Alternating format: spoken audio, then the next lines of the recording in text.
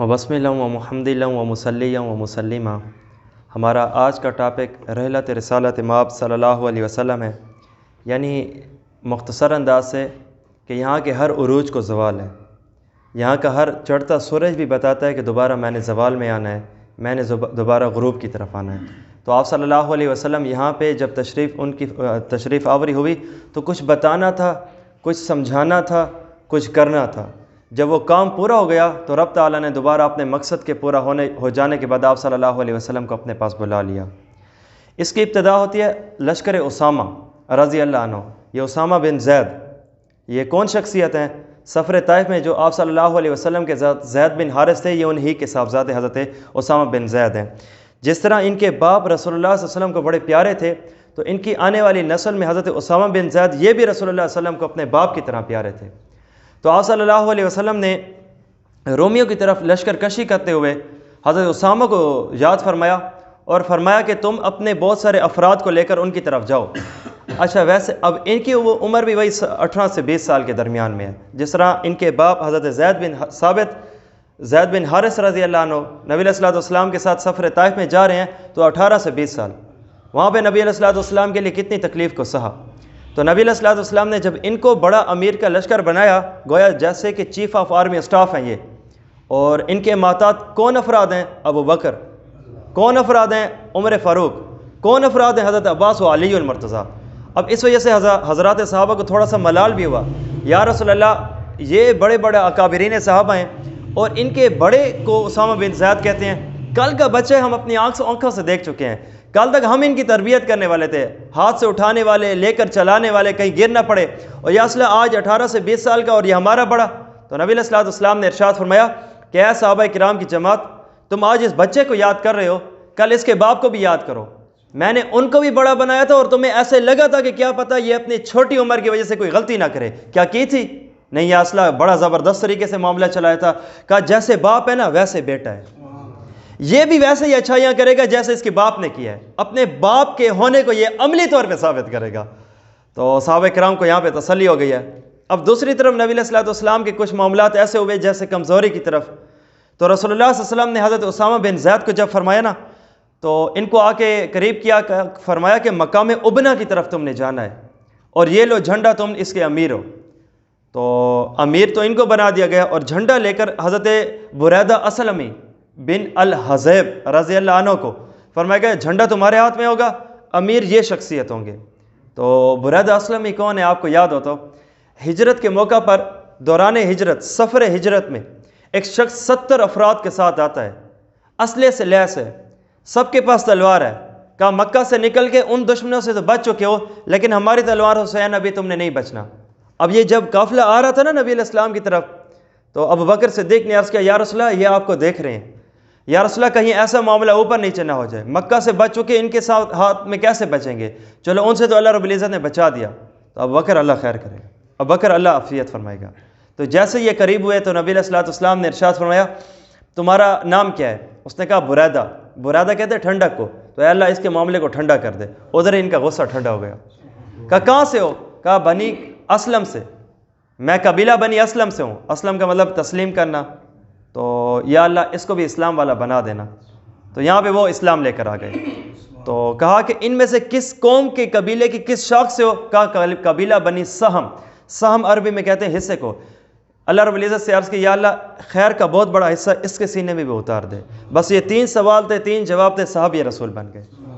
اور آپ کو خبر ہو مکہ سے رسول اللہ گزرے ہیں مدینہ کی طرف، ابو بکر ساتھ ہیں، تو جب مکہ سے یہ 2 نکلے نا، مدینے میں 3 گئے ہیں، بریدہ اسلمی بھی ساتھ تھے۔ اور اسی وقت صحابی رسول ہو کہ ان کو نبی علیہ الصلوۃ والسلام کو حضرت بریدہ نے کہا یا رسول اللہ اس طرح کہ آپ جب تشریف لا رہے ہیں نا تو آپ بڑی شخصیت ہیں، تو آپ ایسے نہ لے جائیں تشریف، تو ہمارے ہاتھ میں آپ کے لیے جھنڈا ہونا چاہیے تاکہ پتہ چلے پیچھے کوئی بڑے آ رہے ہیں اور ان کے جھنڈے کو ہم نے اٹھایا ہوا ہے۔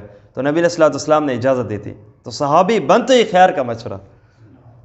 تو یہ وہ بریدہ اسلمی ہے جو رضی اللہ عنہ امیر لشکر کے ساتھ ان کے ہاتھ میں جھنڈا تھا۔ تو یہ آپ کو پتہ ہے نبی علیہ الصلوۃ والسلام نے کس لوگوں کے پاس حضرت اسامہ بن زید کو بھیجا ہے؟ جس غزوہ موتا ادھر 3 افراد کو بڑا بنایا تھا، ان میں ایک زید بن حارث تھے رضی اللہ عنہ۔ تو ادھر ہی ان کے باپ شہید ہوئے تھے، اب بیٹے کو بھیجا جا رہا ہے۔ تو یہ 40 دن میں بہترین قسم کی کمان کرتے ہوئے، زبردست طریقہ اپناتے ہوئے، نہ صرف قوم کو مارا تھا، نہ صرف فتح یاب ہوئے تھے، نہ صرف اپنے باپ کے دشمن کو قتل کیا تھا، بہت سارا مال غنیمت لے کے واپس آئے تھے۔ تو گویا نبی علیہ الصلوۃ والسلام کی پیشن گوئی کو مکمل انہوں نے پورا کیا تھا۔ تو یہاں پہ تو یہ ساری کی ساری ترتیب چل جاتی ہے۔ آگے اب آپ صلی اللہ علیہ وسلم کے چند ایک آثار بیماری شروع ہو جاتے ہیں۔ جس طرح آپ صلی اللہ علیہ وسلم کی ہجرت سے پہلے آپ صلی اللہ علیہ وسلم کو بتا دیا گیا تھا، یا اصلا آپ نے مکہ چھوڑنا ہے اور یہاں پہ یثرب یعنی مدینہ رسول میں تشریف آوری ہوگی۔ یہ مدینہ کا نام آپ صلی اللہ علیہ وسلم کی ہجرت سے پہلے یثرب تھا، اور جب نبی علیہ الصلوۃ والسلام یہاں پہ تشریف لائے، اس کے بعد سے آپ صلی اللہ علیہ وسلم کے اس شہر کو مدینہ رسول، مدینہ کا مطلب ہے شہر، اور مدینہ رسول کا مطلب ہے رسول اللہ کا شہر، تو نبی علیہ الصلوۃ والسلام کی نسبت سے یہ فرما دیا گیا۔ بہت سارے اشارے ہوئے تھے کہ یا رسول اللہ آپ نے ہجرت کرنی ہے۔ جب ابتدائے نبوت کا زمانہ تھا، ورقہ بن نوفل نے بھی کہا تھا یا رسول اللہ آپ کو قوم نکالے گی، تو نبی علیہ الصلوۃ والسلام نے یہاں پہ حیران ہو کے فرمایا تھا اوا مخرجیہ، کہ یہ مجھے نکالیں گے؟ یا رسول اللہ جی ہاں، اور اے کاش کہ اس وقت میں تباہ ہوتا، اے کاش کہ میری ہڈی میں اس وقت رس ہوتا تو میں آپ کے ساتھ ہو کر ان کے خلاف لڑتا۔ برادہ حضرت ورقہ بن نوفل نے یہ بات کہی تھی۔ ابھی آپ صلی اللہ علیہ وسلم نے ابتدائی نبوت کا زمانہ تھا، اب جب یہ اللہ کو چل بسے تھے نا، تو حضرت خدیجہ نے، کیونکہ یہ ان کے چچا زاد بھائی تھے، تو حضرت خدیجہ نے پوچھا تھا یا رسول اللہ وہ جو ورقہ بن نوفل ہیں ان کے بارے میں آپ کا کیا کہنا ہے، یہ آخرت میں جہنم میں ہے یا جنت میں ہے؟ تو نبی علیہ الصلوۃ والسلام نے ارشاد فرمایا تھا یہ خیر والوں میں، اور اس کی دلیل دیتے ہوئے کہ میں نے خواب میں ان کو سفید لباس پہنے ہوئے دیکھا، پتہ چلا سفید لباس خیر کی علامت ہے۔ اب ابتدا میں اللہ رب العزت نے نبی علیہ الصلوۃ والسلام کو یہاں پہ بھی بتا دیا کہ یا رسول اللہ بس یہ ایام علالت ہے، یہ ایام بیماری ہیں۔ پہلا اشارہ، جب فتح مکہ ہو چکا ہے نا، تو دھڑا دھڑ قبائل آ رہے ہیں، وفود اور وفد آ رہے ہیں، یا رسول اللہ میں قوم کا بڑا ہوں، اتنے ہزار بندے میرے ساتھ ہیں، کلمہ سکھائیے، نماز روزہ سکھائیے۔ کوئی تو آ رہا ہے کہ سیکھنے کے لیے، اور جب کوئی سیکھ لیا جا رہا ہے سکھانے کے لیے، بس یہی ترتیب ہے۔ مدینہ بھرا ہوا ہے، چونکہ میں نے پہلے بھی عرض کیا یہ ہمارا ٹاپک نہیں تھا، وگرنہ اس پہ بات کرتے تو بڑا معاملہ کھلا ہو جاتا۔ تو قرآن پاک نے اس کا اشارہ دیا اذا جاء نصر اللہ، جب اللہ کی مکمل مدد آ چکی، ورأیت الناس، لوگوں نے کھلی آنکھوں سے دیکھا، کیا دیکھا؟ الناس یدخلون فی دین اللہ، اللہ کے دین میں واضح تر آ رہے ہیں۔ کوئی آ رہا ہے کہ یا رسول اللہ شرک کو چھوڑ کے آ رہا ہوں، کوئی آ رہا ہے یا رسول اللہ میں نصرانیت کو چھوڑ کے آ رہا ہوں، کوئی آ رہا ہے یا رسول اللہ میں مجوسیت کو چھوڑ کے آ رہا ہوں، مجھے آپ کلمہ سکھائیے۔ تو یہ نبی علیہ الصلوۃ والسلام کی بات ترتیب چلائی گئی۔ تو آگے اللہ رب العزت نے نبی علیہ الصلوۃ والسلام کو ارشاد فرمایا فَسَبِّحْ بِحَمْدِ رَبِّكَ وَاسْتَغْفِرْهُ إِنَّهُ كَانَ تَوَّابًا، اے پیغمبر جی آپ اب استغفار کیجئے، توبہ کیجئے، ذکر کیجئے، بے شک اللہ رب العزت بہت ہی توبہ کو قبول کرنے والے ہیں۔ تو ایک طرف جب قوم کا حال یہ بتایا کہ دھڑا دھڑ یہ قوم کلمہ کے اندر آ رہے ہیں، تو وہاں پہ نبی علیہ الصلوۃ والسلام کا کام بھی بتایا، اور نبی علیہ الصلوۃ والسلام کا کام کیا بتایا کہ یا رسول اللہ اب آپ نے اللہ رب العزت کی طرف مکمل توجہ کر لینی ہے۔ تو گویا یہ اشارہ تھا۔ حضرت عباس اور ابوبکر صدیق جیسے اس آیت کو سنتے ہی سمجھ گئے تھے کہ اللہ رب العزت کو یہ بات اب پسند ہے کہ نبی علیہ الصلوۃ والسلام کو اپنے پاس بلا لیں، اور جب بعد میں کوئی تذکرہ ہوتا تو یہی معاملہ چلایا جاتا۔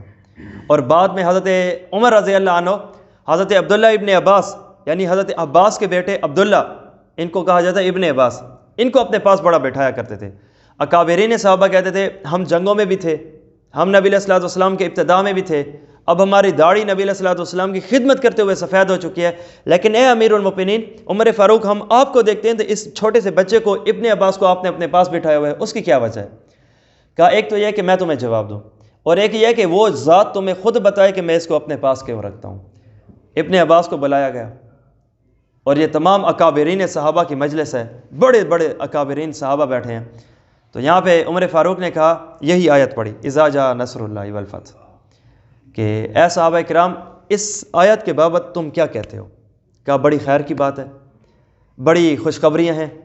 اس آیت میں بتایا گیا کہ دین فتح ہے، اس آیت میں بتایا گیا کہ نبی علیہ الصلوۃ والسلام کی پوری محنت زبردست قسم کی توانا ہو چکی ہے، ساری بات ہو گئی۔ اب باری آئی ابن عباس کی۔ ابن عباس اب تم بھی بتاؤ اس آیت سے کیا سمجھ آ رہا ہے؟ کہا وہ بھی سمجھ آ رہا ہے جو ان حضرات نے کہا ہے، اور ایک نقطہ اضافی بھی ہے جو سمجھ آ رہا ہے۔ کہ حضرت وہ بتاؤ ذرا۔ کہا اس آیت سے بتایا جا رہا ہے کہ اے پیغمبر جی اب آپ نے عنقریب ہمارے پاس آنا ہے۔ صحابہ حیران، اس میں کہاں لکھا ہوا ہے کہ نبی علیہ الصلوۃ والسلام نے میرے پاس آنا ہے، اللہ کے پاس آنا ہے؟ کہا دیکھو نبی کا مقصد کیا ہوتا ہے بھائی دین پہنچانا، بھائی پہنچا دیا گیا۔ اور آیت بھی کہہ رہی ہے کہ وَرَأَيْتَ النَّاسَ يَدْخُلُونَ فِي دِينِ اللَّهِ أَفْوَاجًا، فوج در فوج دوڑا دوڑ افراد نبی علیہ الصلوۃ والسلام کے جھنڈے کے نیچے۔ کہا جب مقصد پورا ہو جاتا ہے نا تو جس نے مقصد پورا کیا ہوتا ہے اسے بلا لیا جاتا ہے۔ حیران صحابہ، اور میں نے کہا اس وجہ سے اس بچے کو اپنے پاس بیٹھاتا ہوں۔ یہ شخصیت بڑی ہٹ کے ہیں۔ حضرت میمونہ رضی اللہ عنہ ام المؤمنین ہیں اور یہ ان کے بھانجے ہیں۔ تو نبی علیہ الصلوۃ والسلام کی یہ دن کی زندگی دیکھتے تھے تو فرمایا رات کی زندگی بھی دیکھنا چاہتا ہوں۔ نبی علیہ السلام کی جب حضرت میمونہ کے پاس رہنے کی باری آئی تھی نا رات کو، تو ابن عباس انہی کے گھر میں گئے تھے۔ آدھی رات میں نبی علیہ السلام اٹھے تو یہ بھی اٹھ پڑے، آدھی رات میں نبی علیہ السلام نے تہجد کے لیے وضو تو انہوں نے بھی کیا، اور یہیں پہ تو دیکھا نبی علیہ الصلوۃ والسلام کی عبادت کو اور بہت سارے اور بھی معاملات۔ تو نبی علیہ الصلوۃ والسلام نے ان کو دعا دی تھی اللہ تمہیں قرآن کی سمجھ عطا کرے۔ آپ پہلا نقطہ دیکھ لیجئے، یہ پہلا حتمی نتیجہ ہے، وہ غیر حتمی نتائج ہوتے ہیں نا، یہ پہلا حتمی نتیجہ ہے۔ اس انداز سے خوبصورت ترتیب چلی تھی اس شخصیت کے لیے۔ جس طرح معراج میں آپ دیکھیں نا ہر کام عام کاموں سے ہٹ کر تھا، جبرائیل کا آنا بھی ہٹ کر تھا کہ ام ہانی کی گھر کی چھت کو کھولا، پھاڑا، چیرا اور اندر تشریف لائے، ہر آتا کام عجیب۔ اسی طرح نبی علیہ الصلوۃ والسلام کے وفات کے سال کے معاملات بھی باقیوں سے ہٹ کے تھے۔ نمبر 1، اس بار آپ صلی اللہ علیہ وسلم نے اعتکاف 10 دن نہیں 20 دن کا گزارا تھا، باقیوں سے ہٹ کر، کیونکہ آپ صلی اللہ علیہ وسلم کی عادت مبارک 10 سال کی تھی، 10 دن کی تھی۔ اسی طرح دوسرا عجیب معاملہ، ہر سال جبرائیل علیہ السلام، جس طرح 2 حافظ ہیں نا آپس میں قرآن پاک کا دور کرتے ہیں، تو یہ حافظ قرآن نبی علیہ السلام ایسے ہیں جن کا دور کا ساتھی جبرائیل علیہ السلام تھا، اور ہر سال ایک مرتبہ دہراتے تھے۔ حضرت رسول اللہ صلی اللہ علیہ وسلم حضرت جبرائیل کو سناتے تھے، اور اس بار حضرت فاطمہ و عائشہ رضی اللہ عنہما کو بتایا، اے عائشہ کہ اس بار جو جبرائیل آئے نا انہوں نے مجھے کہا ہے کہ یا رسول اللہ اس بار آپ 2 مرتبہ دہرائیے۔ تو باقیوں سے ہٹ کے کام ہے یہ والے بھی۔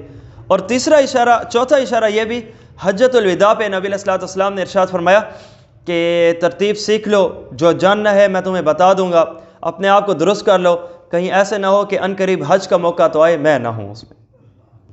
اور قرآن پاک کی آیت بھی اتر آئی، الیوم اکملت لکم دینکم، اے پیغمبر آج کے دن ہم نے تمہارا دین کو مکمل کر دیا، اور ہم نے تمہارے لیے بطور نعمت اسلام کو چن لیا ہے۔ تو ورضیت لکم الاسلام مدینہ، تو واتممت علیکم نعمتی، ہم نے تمہارے اوپر اپنی نعمت کو مکمل کر دیا۔ ورضیت لکم الاسلام مدینہ، بطور اسلام ہم نے دین تمہارے لیے منتخب کر لیا ہے۔ اب جس نے بھی اللہ کو راضی کرنا ہے نا اس 4 دیواری میں آئے گا، باہر رہ کے صبح کے 18 رکعت تو پڑھ سکتا ہے، رب کو راضی نہیں کر سکتا۔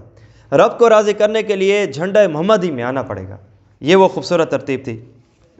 اور جب حج کے آخری موقع تھے، جمرہ عقبہ پہ رسول اللہ صلی اللہ علیہ وسلم اکٹھے ہوئے، قوم کو اکٹھا کیا، فرمایا جتنے مسائل حج اب میں تمہیں سمجھا رہا ہوں نا، ذہن میں جو آ رہا ہے تو مجھ سے پوچھ لو۔ یا رسول اللہ اتنی جلدی آپ کیوں انداز فرما رہے ہیں؟ آقا نے فرمایا اس کی وجہ یہ ہے کہ ممکن ہے کہ اگلے سال میں تمہارے درمیان میں موجود نہیں ہوں گا۔ یہ بھی ایک اشارہ تھا۔ پھر اس کے بعد جب نبی علیہ الصلوۃ والسلام کو اشارہ ملنے شروع ہوئے نا، تو آپ صلی اللہ علیہ وسلم غزوہ احد کے شہداء کے پاس ان کی قبروں پہ گئے۔ اب یہ 11 ہجری ہے اور غزوہ احد کب ہوا تھا؟ 3 ہجری، غزوہ احد کے بعد تقریباً 8 سال کا فرق ہے۔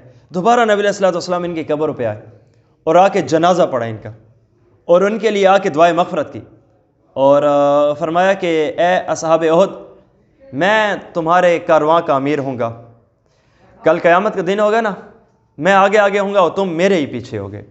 تم نے میرے دین کی خاطر تکلیفوں کو سہا، اور جسم پہ تکلیفوں کو سہا ہے نا، خون نکالا ہے نا، اور انہیں کو ایسے ہی کپڑوں کے اندر ہی دفن کیا گیا تھا، اور ان کے خون تک کو صاف نہیں کیا گیا تھا، اور جب کل قیامت دن یہ اٹھیں گے نا اسی حالت میں اٹھیں گے۔ وہی احد کا خون تازہ کر دیا جائے گا، وہی احد کا خون ہوگا جو لٹکتا ہوا ہوگا، نکلتا ہوا ہوگا، بہتا ہوا ہوگا ان کے جسم مبارک سے۔ اور نبی علیہ الصلوۃ والسلام نے ان کے بارے میں فرمایا کہ جب کوئی کل مسئلہ بنے گا نا، رب تعالیٰ کے حضور میں تمہاری گواہی دوں گا کہ یا اللہ، جب محمد صلی اللہ علیہ وسلم تلوار اٹھا کے دین کو بچانے کے لیے نکلے ہوئے تھے نا، اصحاب احد ساتھ تھے۔ اللہ نے مجھے تو تھوڑا سا زخم دیا تھا، لیکن یہ کہ تمہیں اللہ نے اپنے پاس بلا لیا، ان تمام تر کی گواہ آنکھوں دیکھا حال ہوگا، میں دوں گا یا اصحاب احد۔ یہ معاملہ چلایا۔ آگے جنت البقیع لے گئے اپنے آپ کو۔ جنت البقیع آدھی رات کا وقت ہے، تو نبی علیہ الصلوۃ والسلام ان کے اوپر بھی دعائے مغفرت کی، ان کے لیے بھی دعا فرمائی، اور ارشاد فرمایا کہ اے جنت البقیع، اے قبر والو، بڑے اچھے حال میں ہو، اور تمہیں خوشخبری کہ عنقریب میں بھی تمہارے پاس آنے لگا ہوں، اور دنیاوی معاملات ہر آتی رات پچھلے رات سے زیادہ تاریک ہے، اور بہت سارے فتنے اٹھیں گے۔ تو نبی علیہ الصلوۃ والسلام نے ان کے بارے میں یہ فرمایا۔ پھر اس کے بعد ممبر پہ جلوہ افروز ہوئے، صحابہ کرام کو متوجہ کیا اور فرمایا کہ لوگو میں تم میں جانے لگا ہوں اور آگے جا کے انتظام کرنے لگا ہوں، اور تم مجھے پاؤ گے حوض کوثر کے پاس۔ جب بڑا ہوتا ہے نا، با اختیار ہو جائے تو اپنے مقام کو چھپاتا ہے، کہیں آئے نہیں میرے پاس۔ اور نبی علیہ الصلوۃ والسلام کو رب تعالیٰ نے اختیار دیا تو نبی علیہ الصلوۃ والسلام نے اپنا مقام بتایا۔ پیاس کی شدت ہوگی نا کل قیامت دن، میرے پاس آنا، حوض کوثر پہ ہوں گا، تمہیں پانی پلاؤں گا۔ تکلیف کی شدت ہوگی تو اسے راحت میں بخشوں گا۔ تو نبی علیہ الصلوۃ والسلام نے ان کو بھی یہاں پہ کھڑے ہو کے یہ بات ارشاد فرمائی۔ ساتھ ارشاد فرمایا کہ مجھے اللہ رب العزت نے زمینی بہت ساری خزانوں کی چابیاں عطا کی ہیں، اور تم لوگوں کو پتہ ہو اے صحابہ کرام کی جماعت اور تم سے تمہاری وساطت سے آنے والے اور افراد، مجھے تم سے شرک کا ڈر نہیں ہے کہ کہیں ایسے نہ ہو جائے کہ دوبارہ تم شرک کے اندر مبتلا ہو جاؤ، نہیں، ایسی بات نہیں ہے، بلکہ مجھے تم سے ایسی بات کا خوف ہے کہ دنیاوی محبت میں نہ پڑ جاؤ، کہیں ایسے نہ ہو کہ دنیاوی جہو جلال تمہارے اوپر مال کھل جائیں اور دوبارہ میں نے جو تمہارے اوپر محنت کی ہے نا وہ آخرت کی، وہ تم کہیں بھول نہ بیٹھو۔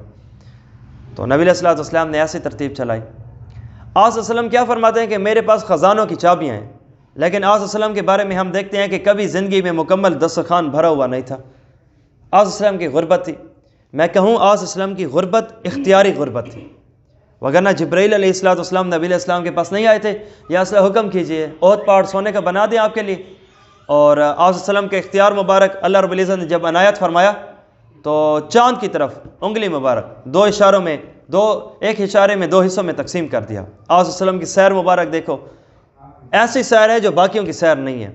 تو جو غربت کا معاملہ ہے یہ آپ صلی اللہ علیہ وسلم کا اختیاری ہے۔ آپ صلی اللہ علیہ وسلم نے خود اپنے لیے چاہا ہے، یا اللہ میں ایسا رہنا چاہتا ہوں آپ کے نام پہ۔ آگے جنت البقیع میں تشریف لاتے ہیں۔ یہ ابتدائی مرض کا دن ہے، پہلے تو حالات و واقعات ہیں، خبر ہے کہ یا اسلحہ آپ نے اٹھنا ہے، اب یہ مرض کا پہلا دن ہے، جنت البقیع میں ہے۔ آپ صلی اللہ علیہ وسلم یہاں سے واپسی ہو رہے ہیں اور حضرت میمونہ رضی اللہ عنہ کی باری ہے۔ یہ وفات سے 14 یا 13 دن پہلے کی بات ہے۔ ایک ہفتہ مستقل نبی علیہ الصلوۃ والسلام کا سر مبارک میں درد ہے اور انتہا کا درد ہے اور بخار ہے، اور اس شدت کا بخار ہے صحابی بیٹھے ہوئے، یا رسول اللہ آپ کا جسم مبارک اتنا تپش میں ہے کہ ہم بھی آپ صلی اللہ علیہ وسلم کی گرمی مبارک محسوس کر رہے ہیں۔ آپ صلی اللہ علیہ وسلم نے اپنے درد کی شدت کو اظہار کرتے ہوئے فرمایا کہ تم لوگوں میں سے جن بندوں کو بخار ہوتا ہے نا، تم دو کا اکٹھا کر کے مجھے ایک پہ بخار ہوتا ہے۔ تو صحابہ کرام کی آنکھوں سے آنسو، اور نبی علیہ الصلوۃ والسلام نے یہاں پہ ارشاد فرمایا، بلکہ صحابہ نے کہا یا رسول اللہ پھر تو آپ کے لیے اجر بھی دوہرا ہوگا۔ تو نبی علیہ الصلوۃ والسلام نے فرمایا بالکل، میرا اجر بھی دوہرا ہے اور میری تکلیف بھی دوہری ہے۔ اس پر 13-14 دن جو اب رہتے ہیں تو ہر آئی دن حضرت رسول اللہ صلی اللہ علیہ وسلم کسی نہ کسی زوجہ کے گھر میں ہیں، ہر بار یہی پوچھتے ہیں کہ اگلی باری میری رات کے کس زوجہ کے پاس ہے، اگلی باری میری کس کے پاس ہے۔ تو ازواج یہاں پہ سمجھ گئی کہ نبی علیہ الصلوۃ والسلام کا دل مبارک چونکہ ویسے ہی عائشہ کے پاس ہے، تو نبی علیہ الصلوۃ والسلام کو تمام تر ازواج سمجھ گئی، یا رسول اللہ ہم اپنی خوشی سے آپ کو اجازت دیتے ہیں کہ آپ اب حضرت عائشہ کے پاس رہیے۔ ہفتے کی بیماری کا یہ اب آخری 7 دن ہے، تو اجازت دے دی گئی، حضرت عائشہ کے گھر میں آ گئے۔ اب یہ تمام تر جو 7 دن ہیں حضرت عائشہ کے پاس گزارے گئے۔ آپ کو پتہ ہے نبی علیہ الصلوۃ والسلام کی بیماری جو بڑی تھی نا، یہ کون سی بیماری تھی؟ غزوہ خیبر سن 7 ہجری۔ اس میں نبی علیہ الصلوۃ والسلام کو یہودی زینب نامی عورت نے بکری کی دستی بھون کر آپ صلی اللہ علیہ وسلم کو کھلائی تھی، ایک صحابی ساتھ تھے، اور نبی علیہ الصلوۃ والسلام نے جیسے کھائی نا، منہ مبارک میں بھونی ہوئی بکری نے بطور شکل بوٹی، یا رسول اللہ مجھے باہر نکالیے کہ میرے اندر اس عورت نے زہر رکھا ہوا ہے۔ تو نبی علیہ الصلوۃ والسلام چونکہ تھوڑا سا کھا چکے تھے تو کچھ اثرات اندر کچھ باقی باہر نکال لیے۔ پاس بیٹھے کھائے ہوئے صحابی تو شہید ہو گئے، اور نبی علیہ الصلوۃ والسلام کو تھوڑا سا اثر ہوا، لیکن یہ کہ یہ دوبارہ نبی علیہ الصلوۃ والسلام کی مرض جو تھی یہ کور اپ ہو گئی تھی۔ اب بعد میں بخاری کی روایت ہے، حضرت عائشہ کو نبی علیہ الصلوۃ والسلام نے ارشاد فرمایا تھا، عائشہ تمہیں خبر ہے کہ میری رگ کٹی جا رہی ہے، اور کس زہر کے اثر سے وہ جو خیبر کے موقع پہ یہودی زینب نامی عورت نے کھلایا تھا نا، یہ اسے ہی کا اثر میں اپنے اندر محسوس کر رہا ہوں۔ تو یہودی ایک ایسی قوم ہے جو ہمارے نبی کی قاتل قوم ہے، اور اب یہاں پہ پاکستان میں کہا جاتا ہے کہ اسرائیل کو مانو۔ ہم بھول چکے ہیں، ہمارے بچے تاریخ قرآن حدیث سے واقف نہیں ہیں، لیکن ان کا ہر ایک بچہ جانتا ہے میں نے کچھ عرصہ پہلے ایک بندے کو دیکھا تھا، وہ یہودی ہے، اسرائیلی ہے، اس نے اپنے اوپر یہ واضح طور پہ بورڈ لیا ہوا ہے اور اوپر لکھا ہوا ہے دا خیبر واز یور لاسٹ چانس۔ یہ گالی ہے نبی علیہ السلام کو، یہ طعنہ ہے امت محمدیہ کو۔ اور میں نے اسی وقت اسے اسکرین شاٹ لے لیا اور اپنے پاس آج بھی رکھا ہوا ہے، اور میں نے اپنے دوستوں کو دکھایا، میں نے کہا یہ پیارے مسلمانوں جانتے ہو یہ کیا ہے؟ کہا یہ کیا ہے؟ چونکہ انگلش جانتے ہیں تو ترجمہ کر لیا، جس پہ محنت ہے تو جانتے ہیں۔ میں نے کہا اس کا ترجمہ کر سکتے ہو؟ کر لیا۔ بھئی کیا مطلب ہے؟ اس میں کہا جا رہا ہے کہ اس کا مطلب یہ ہے کہ خیبر تمہارے لیے آخری چانس تھا، خیبر تمہارا آخری موقع تھا۔ میں نے کہا تم نے اپنے انگلش کے بلبوتے پہ اس کا ترجمہ تو کر لیا ہے، کمال تمہارے انگلش کو، اس کے مفہوم کو بھی جانتے ہو، بیک گراؤنڈ پتہ ہے تمہیں؟ خاموش نہیں، ذرا بتا دو۔ میں نے کہا انگلش کی محنت دیکھ رہی ہے اور رسول اللہ کی محنت نہیں، یہ یہودی ہے، دیکھ نہیں رہے آگے اس کا جو تھا جھنڈا اسرائیلی تھا، اور یہ غزوہ خیبر کی طرف اشارہ ہے۔ نبی علیہ الصلوۃ والسلام نے یہودیوں کو چن چن کے مارا تھا، ان کے مردوں کو قتل کرایا تھا، ان کے بچوں عورتوں کو بیچ کر دوبارہ اسلحہ لیا گیا تھا۔ اور فیصلہ کنہوں نے کیا تھا؟ حضرت سعد رضی اللہ عنہ نے، وہ جو دوبارہ شہید ہو گئے تھے۔ اپنے لیے دعا مانگی تھی، یا اللہ جب تک ان کا فیصلہ نہ کروں تو موت نہ دینا، جن کے بارے میں رسول اللہ نے فرمایا تھا کہ آج اہتز عرش الرحمن، سعد کی شہادت پہ عرش رحمان بھی ہل گئے۔ یہ وہ قوم ہے جو تمہیں آج بتا رہی ہے کہ بس اس وقت تم نے ہمارے خلاف تلوار اٹھائی تھی، اب جب بھی اٹھائیں گے ہم اٹھائیں گے۔ یہ اس کا ننگا بچہ ہے، آدھو آدھ ننگا تھا جسم سے، لیکن یہ کہ یہ طعنہ دینا نہیں بھولا، تاریخ سے واقفیت نہیں بھولا۔ اور ہماری قوم کا بچہ ہے کہ جانتا ہی کچھ نہیں ہے، اسے پتہ ہی نہیں ہے، نبی کی زندگی نہیں جانتا۔ 63 سالہ نبی علیہ السلام کی زندگی مبارک کیسی ہے، عرب تھے یا عجمی تھے، اتنا تک نہیں پتہ۔ آخری ہیں یہ، اس کے بعد بھی کوئی نیا نبی آئے گا، اتنا تک نہیں پتہ۔ جب پیپروں میں ایسی بات ہے نا، میں ایم اے کے اسلامیات کے پرچے دے رہا تھا اور مجھے ایک ساتھی نے کہا، مجھے متوجہ کر کے کہا مولوی صاحب، میں نے کہا جی، کہا یہ تو بتا دو صلح حدیبیہ کون تھا؟ مجھے بتاؤ۔ اسے اتنا تک نہیں پتا کہ صلح حدیبیہ ایک جگہ ہے جس پہ کام ہوا تھا، اسے صلح کہتے ہیں۔ اسے یہ بھی نہیں، یعنی وہ ذہن میں یہ سوچ رہا ہے کہ صلح حدیبیہ کسی بندے کا نام تھا۔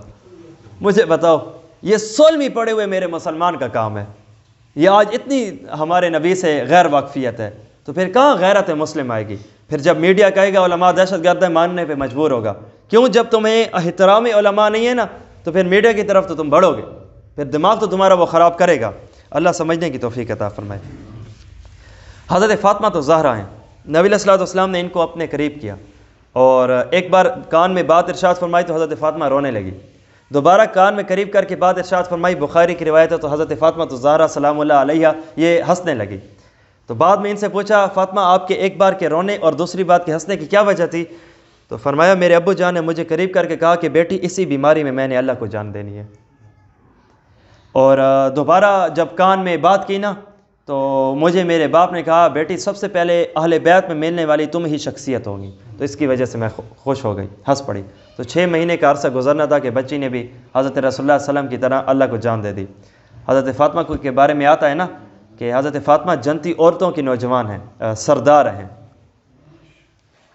اور دوبارہ نبی علیہ الصلوۃ والسلام اب اتنے کمزور ہو گئے کہ نماز نہ پڑھا سکے، تو حضرت رسول اللہ صلی اللہ علیہ وسلم نے حضرت عائشہ کو فرمایا مری ابا بکر فلیصلی بالناس، بخاری کی روایت ہے، اے عائشہ جو اپنے باپ ابو بکر کو کہو کہ مصلی جا کے سنبھال لے۔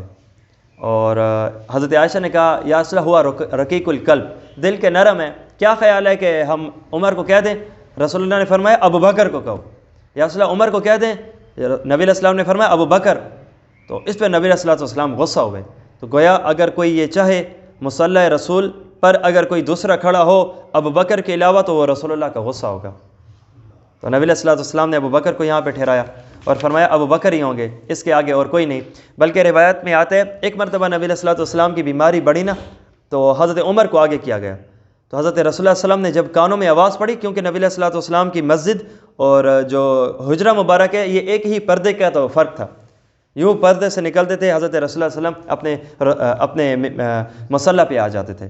تو ایک مرتبہ جب کانوں میں آواز عمر کی پڑی نا، تو اس پہ نبی علیہ السلام نے غصہ فرمایا، اور بعد میں جس صحابی نے عمر کو آ کے بلایا تھا تو حضرت عمر نے ان کو جا کے بے عزت کیا کہ تمہیں حیا و شرم نہیں آتی، تمہیں کیا ترتیب چلائی ہے؟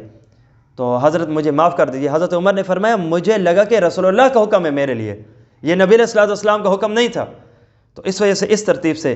اور پھر بخاری میں آتا ہے کہ جب رسول اللہ صلی اللہ علیہ وسلم اب میرے گھر میں آ گئے نا، تو آپ صلی اللہ علیہ وسلم کی یہ عادت مبارک تھی کہ معوذات پڑھتے تھے، قل هو اللہ، قل اعوذ برب الفلق والناس، یہ پڑھ کے اپنے اوپر دم کیا کرتے تھے۔ اب نبی علیہ الصلوۃ والسلام کی حالت تو یہ نہیں ہے، تو حضرت عائشہ نے مناسب سمجھا کہ جو نبی علیہ الصلوۃ والسلام اپنے ساتھ یہ کام فرماتے تھے، آج میں عائشہ ان کے ساتھ یہ کام نہ کر لوں، تو حضرت عائشہ نے یہ پڑھا، اور حضرت عائشہ نے بطور برکت یہ سوچا کہ منہ میرا ہوگا اور اس کام کا آدھو کام آج صلی اللہ علیہ وسلم کا ہاتھ مبارک، آج صلی اللہ علیہ وسلم زبان سے پڑھا بھی کرتے تھے اور اپنے ہاتھ مبارک کو جسم پہ پھیرا بھی کرتے تھے، تو اس مکمل کام کا آدھو آدھ کام حضرت عائشہ نے کیا ہے کہ زبان سے حضرت عائشہ نے وہی آیات پڑھی، اور جب ہاتھ پھیرنے کی باری آئی نا، تو حضرت عائشہ نے رسول اللہ کے اپنے مبارک ہاتھ اٹھا کے نبی علیہ الصلوۃ والسلام کے جسم پہ پھیروائے۔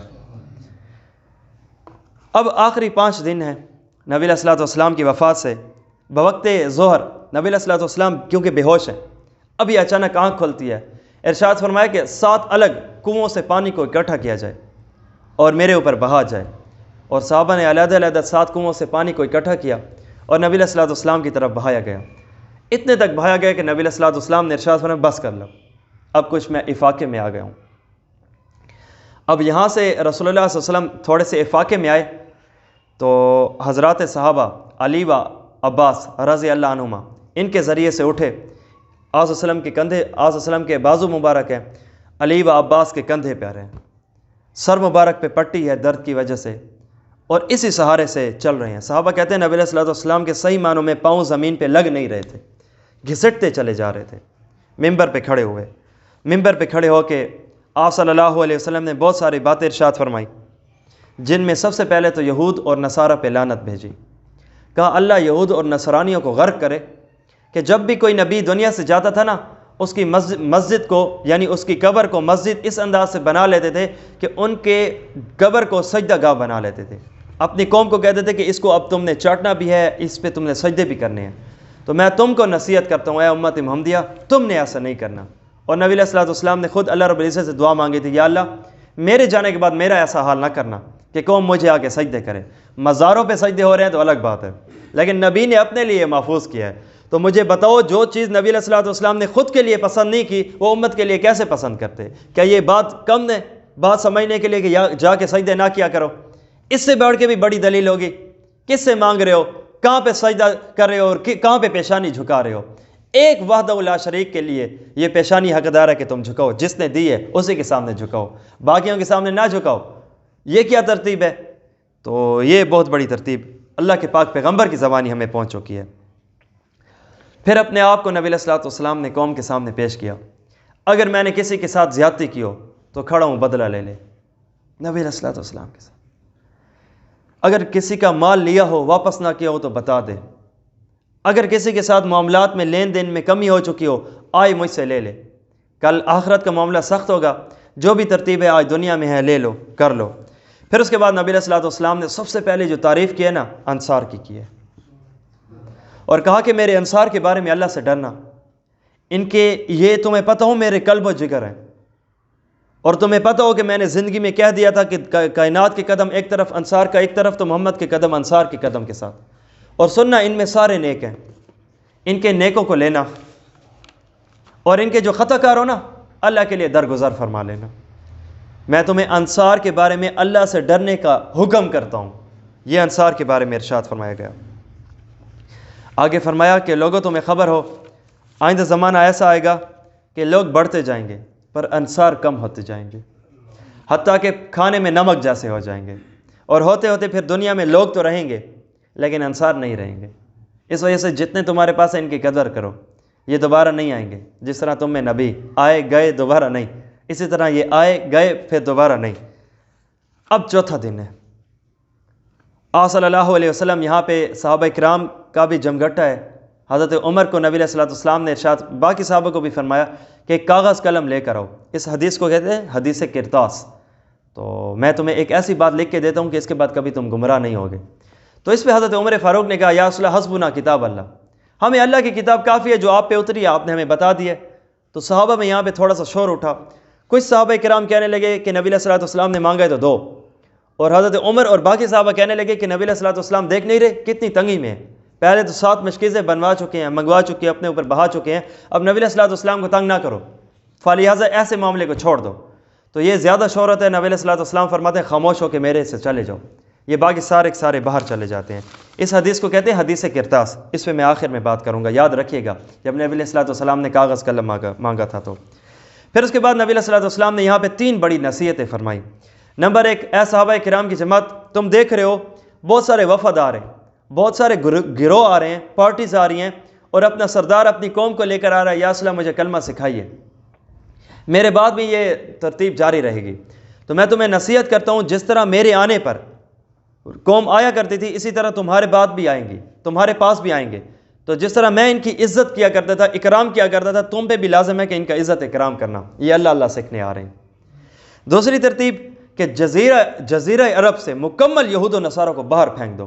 یہی آواز تو اسامہ نے اٹھائی تھی، جس کی وجہ سے عالمی دہشت گرد قرار ہوا۔ اس نے کہا کہ میرے پیغمبر کی حدیث ہے، آقا فرماتے ہیں جزیرہ عرب میں وجود اسرائیل، چاہے وہ یہودیت کی شکل میں ہو یا وہ امریکہ کی شکل میں نصرانی ہو، باہر نکال دو ان کو۔ یہ نبی کا فرمان ہے، یہی تو پورا کیا تھا، پھر دنیا نے قبول نہیں کیا، پھر میڈیا کے دہشت گرد، پھر وہ کیا کچھ۔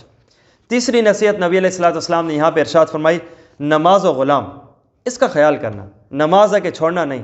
جس کا سبق اپنے نانا سے سیکھا ہوا حسین نے تو ایسے اپنایا کہ سجدے میں ہی اللہ کو جان دی۔ اور آگے غلام، ان کے بارے میں میں تمہیں اللہ سے ڈرنے کا حکم کرتا ہوں، کہیں ایسے نہ ہو کہ تم کھاؤ کچھ اور ان کے لیے پھینک دو کچھ بھی ہو، تم پہنو کچھ اور ان کے لیے معاملہ اور، نہیں، ان کے ساتھ زیادتی نہ کرنا، جو پہنو پہناؤ، جو کھاؤ کھلاؤ، ان کے ساتھ ترتیب اچھی رکھنا۔ حضرت عائشہ رضی اللہ عنہ ارشاد فرماتی ہیں یہ وقت ہے عشاء کا، اور صحابہ کرام مسجد میں جمع ہیں، اور یہاں پہ نبی علیہ الصلوۃ والسلام ہوش میں آتے ہیں، سب سے پہلے پوچھتے ہیں کیا نماز کا وقت ہو گیا؟ یا اصلاح نماز کا وقت ہو گیا؟ پورے صحابہ آپ کے انتظار میں ہیں۔ تو نبی علیہ الصلوۃ والسلام نے ارشاد فرمایا پانی کا اکٹھا کرو ترتیب، اور نبی علیہ الصلوۃ والسلام غسل اور وضو کے لیے تیار۔ جیسے ہی اکٹھا کیا گیا، دوبارہ نبی علیہ الصلوۃ والسلام گرے اور بے ہوش، اور اس پہ کافی لمبی بے ہوشی کے بعد دوبارہ نبی علیہ الصلوۃ والسلام کی آنکھ کھلتی ہے، عائشہ کیا نماز کا وقت ہو گیا؟ جی یا اصلاح نماز کا وقت بھی ہو گیا ہے، صحابہ آپ کے لیے انتظار میں بیٹھے ہیں۔ تو نبی علیہ الصلوۃ والسلام نے فرمایا کہ پانی اور وضو اور غسل کا انتظام کرو، میں نے کرنا ہے اور قوم کو نماز پڑھانی ہے۔ اس پہ دوبارہ جب جمع کرنے کے لیے اعلان یا اصلاح پانی ہو گیا اکٹھا، تو نبی علیہ الصلوۃ والسلام اٹھنے کی کوشش، دوبارہ گر گئے اور بے ہوش، اور تیسری مرتبہ کافی بے ہوشی کے بعد تیسری مرتبہ آنکھ کھلی، کیا عشاء کا وقت ہو گیا؟ یا اصلاح ہو چکا ہے، صحابہ آپ کے انتظار میں بیٹھے ہیں اور پانی آپ کے لیے اکٹھا ہو چکا ہے۔ نبی علیہ الصلوۃ والسلام پھر قریب ہوئے اور گر کے بے ہوش، 3 مرتبہ کا یہ عالم۔ پھر ارشاد فرمایا کہ موری ابا بکر کو مصلی سنبھال لے۔ پھر ابو بکر آگے ہوئے، انہوں نے مصلی کو سنبھالا۔ اس کے بعد نماز ہوتی ہے۔ پھر آج وسلم نے محسوس کیا دوسرے دن کہ میرے پاس چند ایک درم دینار بھی پڑے ہیں، 7 درم پڑے تھے، 7 دینار سونے کے سکے۔ تو آج وسلم نے پسند نہ فرمایا کہ میرے پاس دنیاوی کوئی چیز پڑی ہو، بذریعہ علی، اے علی ادھر آؤ، جی یا اصلاح اٹھاؤ، یہ اللہ کے نام پہ صدقہ کر دو۔ اور اپنے پاس ملکیت میں کوئی چیز نہیں چھوڑی جب اللہ کو جان دینے لگے تھے نا، تو حضرت علی المرتضیٰ نے رسول اللہ صلی اللہ علیہ وسلم کے حکم پہ ان کو صدقہ کر دیا۔ آگے نبی علیہ الصلوۃ والسلام کا وفات سے 1 دن کا پہلے اپنا غلام تھا آزاد، ہتھیار تھے مجاہدین کو صدقہ، حتیٰ کہ حضرت عائشہ فرماتی ہیں کہ اس رات جب آپ صلی اللہ علیہ وسلم نے اللہ کو جان دی، ہمارے پاس گھر میں تیل نہیں تھا کہ ہم چراغ جلا سکیں، پڑوسن سے ادھار لیا تھا، اپنا مال اللہ کے نام پہ صدقہ۔ اور اب سوموار کا دن ہے، آپ صلی اللہ علیہ وسلم اللہ کو جان دینے کے قریب، صبح کی نماز ہے اور ابو بکر صدیق نماز پڑھا رہے ہیں، پیچھے صحابہ کرام کی جماعت ہے۔ جب پردے کے پیچھے سے آپ صلی اللہ علیہ وسلم کی یہ بات سنی نا کہ صحابہ کرام نے آپ صلی اللہ علیہ وسلم کو دیکھا اور آپ صلی اللہ علیہ وسلم نے صحابہ کی نماز کا انداز سنا، تو پردہ یوں ہٹایا، اور صحابہ دیکھتے ہیں کہ آپ صلی اللہ علیہ وسلم ایسے ہمیں دیکھ رہے ہیں، تو فرتے محبت میں عنقریب کہ ہم نماز توڑ دیتے اور آگے ہوتے، اور ابو بکر صدیق بھی توڑنے کے قریب۔ تو نبی علیہ الصلوۃ والسلام، ابو بکر ہٹنے لگے تھے، تو نبی علیہ الصلوۃ والسلام نے یوں اشارہ فرمایا اپنی جگہ پہ رہو، نماز مکمل کرو۔ اور اس کے بعد نبی علیہ الصلوۃ والسلام نے یوں مسکرائے، تبسم فرمایا اور پردہ آگے کر لیا۔ یہ وہ آخری دیدار ہے جو صحابہ نے نبی کو کیا اس دنیاوی زندگی میں، اور چاش کے وقت دوبارہ اللہ کو جان دے دی۔ حضرت عائشہ فرماتی ہیں کہ میں نے حالت صحت میں رسول اللہ سے سن رکھا تھا کہ اللہ نبی کو اختیار دیتا ہے کہ رہنا چاہو تو رہ لو، آنا چاہو تو آ جاؤ۔ اور جب اللہ کو جان دینے لگے تھے نا تو میں نے کان لگا کے رسول اللہ، حضرت عائشہ فرماتی ہیں میں نے بات سنی تو حضرت رسول اللہ فرما رہے ہیں اللہم فی الرفیق الاعلی، اور دوسری ایک آیت فرمائی انعم اللہ علیہم من النبیین والصدیقین، یہ آیت ہے کہ اللہ رب العزت نے بہت 4 بڑی شخصیات پہ انعام فرمایا، ان میں ایک انبیاء ہیں۔ تو گویا نبی علیہ الصلوۃ والسلام کو اختیار دیا گیا ہوگا کہ یا رسول اللہ کیا کرنا ہے، تو نبی علیہ الصلوۃ والسلام نے یہاں پہ 2 جملے فرمائے، ایک آیت پڑھی کہ ایسے لوگوں کے ساتھ کہ جن میں آپ نے بھی خود وعدہ فرما رکھا کہ آپ ان کو بخشو گے، آپ ان کو ترتیب چلاؤ گے، تو یا اللہ مجھے بھی ان میں کر دے۔ اللہم فی الرفیق الاعلی، اے اللہ اب اپنے پاس بلا لو۔ یہ وہ وقت تھا کہ حضرت عبد الرحمن بن عوف ابو بکر صدیق کے بیٹے ہیں، عائشہ کے بھائی ہیں، یہ قریب ہوئے، ان کے پاس مسواک تھا۔ نبی علیہ الصلوۃ والسلام حضرت عائشہ فرماتے ہیں نبی علیہ الصلوۃ والسلام میرے سینے اور میری گردن کے درمیان میں نبی علیہ الصلوۃ والسلام کو میں نے سہارا دیا ہوا ہے، اشارے سے فرمایا کہ عبد الرحمن کا جو مسواک ہے نا یہ دو۔ نبی علیہ الصلوۃ والسلام کو دیا گیا تو وہ سخت تھا، حضرت عائشہ کو دیا۔ نبی علیہ الصلوۃ والسلام سے پوچھا یا رسول اللہ کیا چبا کے دوں؟ اب کیا سمجھ ہے عائشہ، عبد الرحمن کے پاس ہے، نبی نے اشارہ کیا تو عائشہ سمجھی کہ ان سے لے کر دو۔ پھر دوبارہ نبی کو دیا گیا تو نبی علیہ السلام نے دوبارہ عائشہ کو دیا۔ باہر صدیق ہے کہ بات سمجھتا جا رہا ہے، اندر عائشہ ہے کہ بات سمجھتی جا رہی ہے۔ بخاری کی روایت ہے نبی علیہ الصلوۃ والسلام انہی ایام علیل کے اندر ممبر رسول پہ کھڑے ہوئے تھے اور فرمایا تھا ان عبدا خیرہ اللہ۔ نبی علیہ الصلوۃ والسلام بہت ساری باتیں فرمانے لگے، صحابہ کرام میں خطبہ سننے لگے، سناتے ایک بندے کی تعریف کی اور ارشاد فرمایا کہ وہ صحابہ کرام کی جماعت، ان میں ابو بکر بھی بیٹھے ہیں، کہ ایک بندے کو اللہ رب العزت نے اختیار دیا ہے، اگر تو وہ دنیا میں رہنا چاہے تو رہ لے، اور اگر ہمارے پاس آنا چاہے تو آ جائے۔ تو اس بندے کو جو اختیار دیا گیا نا صحابہ، تو فاختار ما عند اللہ، اس نے اللہ کے پاس جانے کو قبول کیا۔ ادھر پاس ابو بکر صدیق کونے میں بیٹھے ہیں تو رونے لگے، چیخ نکلی، آنکھوں سے آنسو نکلے، تو فرمانے لگے، عرض کرنے لگے یا رسول اللہ ہمارے ماں باپ بھی آپ پہ قربان ہو۔ تو باقی صحابہ حیران ہیں یہ کیوں بوڑھے ابو بکر شیخ ہیں اور رونے لگے ہیں۔ نبی علیہ الصلوۃ والسلام نے تو کسی ایک بندے کے بارے میں بات کی ہے، اور ابو بکر صدیق نبی علیہ الصلوۃ والسلام کی تعریف میں لگ گئے ہیں۔ اور دوبارہ بخاری کی روایت یہ گواہ ہے اس بات پہ کہ صحابہ کو تو بعد میں پتہ چلا کہ وہ بندے خود رسول اللہ تھے، اور یہاں پہ ابو بکر صدیق جب بات سمجھے نا تو ابو بکر نے رسول اللہ کی تعریف شروع کر دی، ادھر ہی بات کو چھوڑ کر رسول اللہ صلی اللہ علیہ وسلم نے ابو بکر صدیق کی تعریف شروع کر دی۔ اور صحابہ کرام کی جماعت تمہارے ہر ایک دروازے مسجد نبوی کو نکلتے ہیں کہ تم آ کے یہاں پہ نماز پڑھتے ہو، میرا حکم ہے سارے کے سارے صحابہ کرام اپنے دروازے کو بند کر لیں، ایک ابو بکر کا دروازہ ہوگا جو بند نہیں ہوگا۔ گویا یہ اشارہ تھا کہ جیسے یا رسول وسلم یہاں سے نکلا کرتے تھے، مصلی رسول سنبھالا کرتے تھے، اس کے بعد ابو بکر صدیق نکلے گا اور مصلی رسول سنبھالے گا۔